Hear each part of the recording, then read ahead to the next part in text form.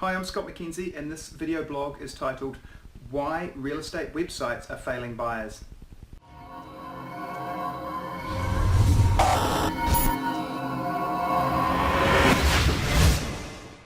In order to give you the answer to this question, I'd like to just give you a quick overview of what Garth Barfoot, one of our directors, refers to as one of the biggest changes in the real estate industry in his time.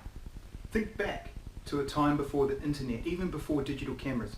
How did you buy a home? Simple. You walked into a real estate office and you asked to speak to an agent, or one that you knew already, and that happened too. So they made recommendations based on their knowledge of the stock that they had, and maybe even showed you a flip file of photos that had been developed at the chemist at the 1 hour shop across the road. Remember those days? Yes, easy to forget. You jumped in their car, they showed you a bunch of properties, and they guided you on which way to go. When they made a sale, they were rewarded with a commission, and the buyer was known as the client. The agents were even on a duty roster for who got to sit at the front desk and get the clients that walked into the office. With this style of real estate, properties were listed with multiple agencies, called a general agency. The idea being that a vendor could attract all the buyers in the market if they listed their property with all the agencies that had the buyers. It essentially became a game of speed for the salespeople. Once the property was listed with all of the agencies, they had to get their buyers, clients, there as fast as they could. But then came digital photography, email, and ultimately real estate websites. It changed the industry. Vendors began to realize that if they listed with one agency and one salesperson, they could attract all of the buyers in the market through marketing. Around the same time, the Real Estate Agents Act was set up. That's the 2008 legislation, and the Real Estate Agents Authority. That redefined the client as the vendor and the purchaser as the customer. So coming back to the original question, why and how do real estate websites ruin it for buyers? These websites act as a large filtering system.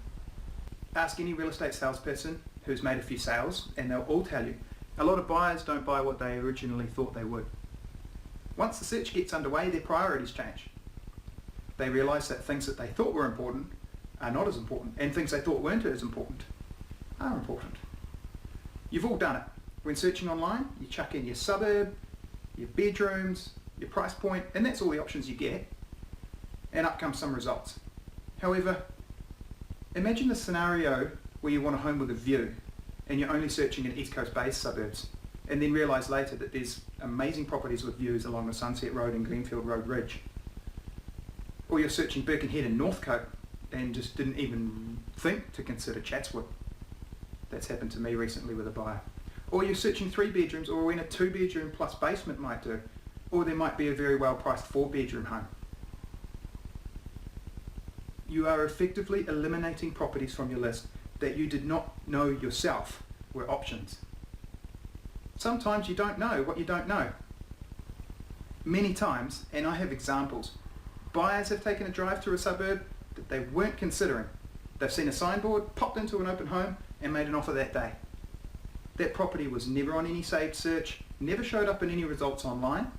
I've seen people buy in Rothesay and Murray's Bay that didn't want to go north of Mairangi Bay, but happened to find what they were looking for and realised location wasn't as important as what they thought originally.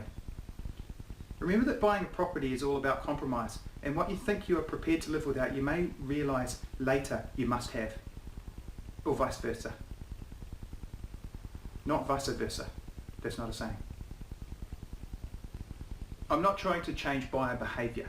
Instead, I've spent a reasonable amount of time considering this conundrum and have come to the conclusion that a thorough marketing campaign should really include marketing that considers this behaviour. Just off the top of my head, I can think of 6, 7, maybe 8 ways to attract buyers outside of this. It would circumvent this website filtering behaviour. One real estate website, realestate.co.nz, does offer a little bit of a workaround. In their showcase results above the search results, in the showcase above that, they have properties from surrounding suburbs. It's a paid upgrade, which I use a lot in my marketing and get very good results from it. Signboards work extremely well in this regard. For the other ways, well, those are trade secrets. I mean, not really. You've got things like flyer dropping and print marketing, but there are more on top of that as well. I've been thinking about that. So I'll give you a comprehensive rundown if you're thinking of selling. Just have a conversation. So if you're a buyer and you're thinking, oh damn, I use real estate websites and I'm missing out, relax. Real estate and the internet websites for real estate are wonderful tools for getting quick, comprehensive information on listings. One suggestion though is to use the map feature in the app you're using, so you're not specifically restricting yourself to a particular suburb. Restricting by suburb could mean you miss out on properties straight across the road from each other. See, this is Archers Road, and that side over there, that's Hillcrest. This side's Glenfield. And I'm sure if you're looking for 3 bedrooms, you've already thought to check 2s and 4s. The Property Press conducted their own research a while back that showed of people who bought in the previous 12 months, 15% were not looking for a home when they bought that home. So that's like 1 in every 6, plus an extra person, but not a whole person, just 2/3 of a person. As I'm sure you can guess, I also have strategies for finding buyers that are not actually looking to buy. Funny that. So I'm quite sure this proves my point. If people bought who weren't looking for a home, then there must be active buyers that end up buying a home that didn't think they would. So if you are buying, consider working with a Barfoot & Thompson salesperson. Being non-franchised and having dominant market share right across Auckland with no boundaries, you just might find that through their experience, they sell you something that you would not otherwise have considered buying.